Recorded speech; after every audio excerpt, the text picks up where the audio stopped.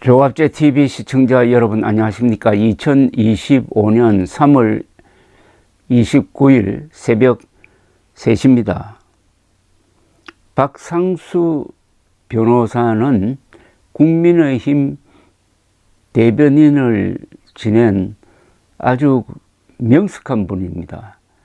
이분이 페이스북에 올리는 그런 다방면에 걸쳐서 아주 전문적인 식견과 참신한 어떤 생각을 보여주고 있는데, 이런 글이 올라왔습니다. 페이스북에 4월 18일이 지나면은 우리나라에서 벌어질 어떤 최악의 상황에 대해서 시나리오를 하나 쓴 걸 소개해 드리겠습니다. 지금 헌법재판소가 윤석열 대통령 파면 여부에 대한 결정을 계속 늦추니까 국민들의 이 짜증이라고 그럴까요? 이게 극에 달하고 있습니다. 물론 이런 압박이 헌법재판소로 하여금 다음 주에는 반드시 선고가 이루어지는 방향으로 작용할지 하는 기대는 있지만은, 만약 최악의 경우에 4월 18일이 지나면은 어떤 상황이 벌어질 거냐 하는 시나리오를 썼습니다. 재판관들이 평일을 끝내고 각자 자신의 인용, 기각, 각하 의견을 내는 평결을 할 때도 지금의 8인 체제에서는 2명만 불참해도 평결이 성립되지 않는다. 또 선고 기일을 잡는 것도 만장일치다.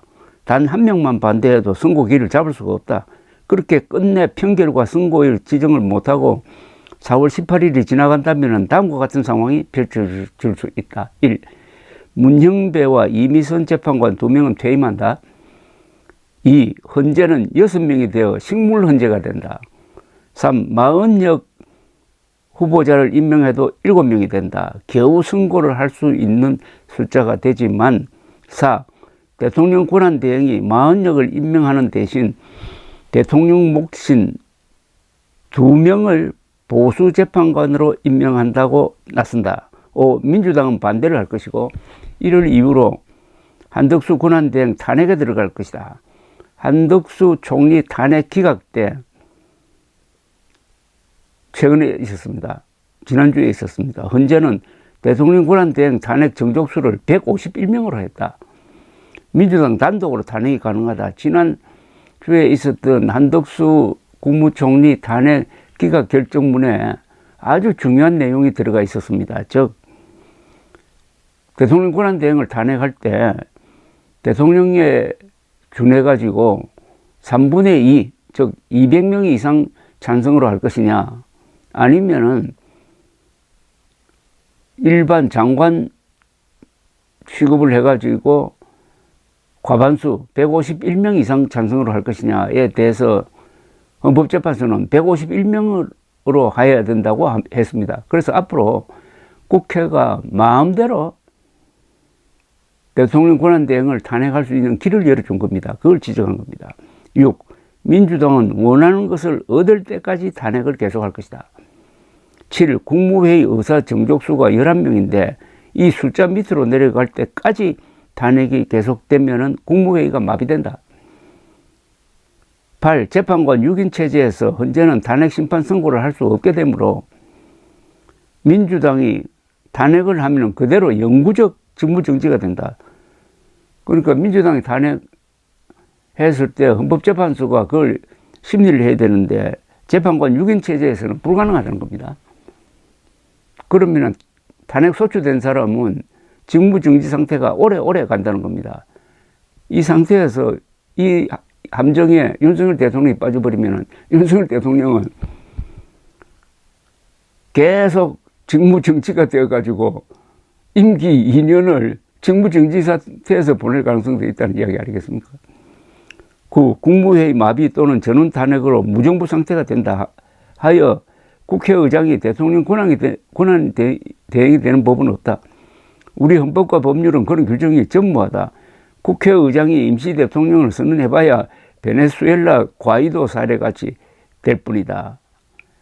법적 근거 없는 자의 지시를 들을 사람도 없고 그 자체로 내란죄 수사 대상이 된다. 10. 광화문 등 거리는 양진영의 시위대로 가득 차게 되고 일촉즉발의 상황이 지속된다. 11일 제6공화국 헌법상 이 상황은 2027년 대통령 임기 종료까지 이어진다. 그 와중에 지방선거는 내년에 열린다. 그러니까 윤석열 대통령은 완전 식물 상태가 되든지 아니면 영구적인 직무정지 상태에 놓이게 될 것이다. 뭐 이런 이야기네요. 12. 올해 가을엔 총리일지 무슨 장관일지가 우리나라에서 열리는 APEC 정상회의에 대한민국 정상으로 참여하고 정상회의 중 민주당 탄핵으로 정상이 교체되는 상황이 펼쳐진다. 13. 대통령에 대한 내란죄 재판은 계속된다. 이재명에 대한 재판도 계속된다. 자, 이런 어마어마한 가능성이 놓인 가운데 헌법재판소가 고민을 할 것인데 결국은 인용이든 기각이든 선고를 하는 수밖에 없습니다. 선고를 한 뒤에 일어날 일은 헌법재판소가 책임져야 됩니다. 아니, 재판관들이 책임져야 됩니다. 만약 윤석열 대통령에 대한 탄핵 기각을 해가지고 현직으로 복귀시킨 사람은 그 사람이 3명 이상이 될 텐데 그 사람들은 평생 거기에 대한 책임을 지고 묘비명에 그 사실을 적어 놓을 각오를 해야 됩니다. 윤석열 대통령이 탄핵 기각이 되면 현직으로 돌아온다? 현직으로 돌아와서 무슨 일을 할 수 있을까요? 우선 전국적인 시위가 벌어져 가지고 1987년 6월 사태와 같은 일이 재현될 것이고 아마 윤석열 대통령은 출퇴근하는데 상당한 장애가 있을 것입니다. 그 시위가 폭력화될 때 군대를 동원하려고 할 때 군대가 말을 듣겠습니까? 윤석열의 비상계엄령 관련 명령을 들었던 지휘관들이 거의 다 지금 구속이 돼가지고 재판을 받고 있는데 대규모 시위 진압 명령을 들을 수 있겠느냐는 거죠. 시위 진압이 불가능하면은 윤석열 대통령은 관저나 집무실에서 포위된 상태가 되는 것 아닙니까? 그리고 지금 윤석열 대통령 탄핵 찬성 여론이 압도적입니다. 60대 30 정도입니다. 2대1 정도입니다. 더구나 이 60%는 한국 사회의 주력 세력입니다. 젊고 전문직 종사자가 많고 특히 학생, 자영업자, 한국 사회의 중심부에 있는 보수의 30%, 중도의 70%, 진보의 90%가 탄핵 반대 세력이고 이 사람들이 제2의 민주화 운동을 하듯이 윤 대통령을 거부하고 나선다면은 그걸 경찰로 막을 수가 있습니까? 군대로 막을 수가 있습니까? 그러면은 강제 하야당하는 상황을 각오를 해야 되겠죠. 그런 가운데 무슨 외교가 되고 무슨 경제 정책이 가능하겠습니까? 또 APEC 경주 정상회담이 과연 이루어질 수 있겠습니까?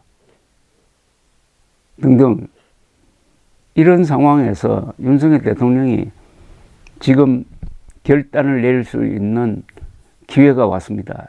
그것은 지난 2월 말에 제가 한번 거론했던 하야입니다. 자진 하야입니다.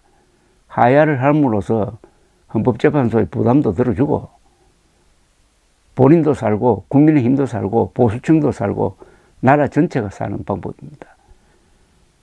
그렇지 않고 지금 기각을 기대하고 또는 헌법재판소가 4월 18일까지 선고를 하지 않아가지고 무정부 상태를 조성하는 것을 기대를 한다면은 한 여인을 지키기 위해서 대한민국에 불을 질렀다는 그런 비판을 피할 수 없게 될 것입니다.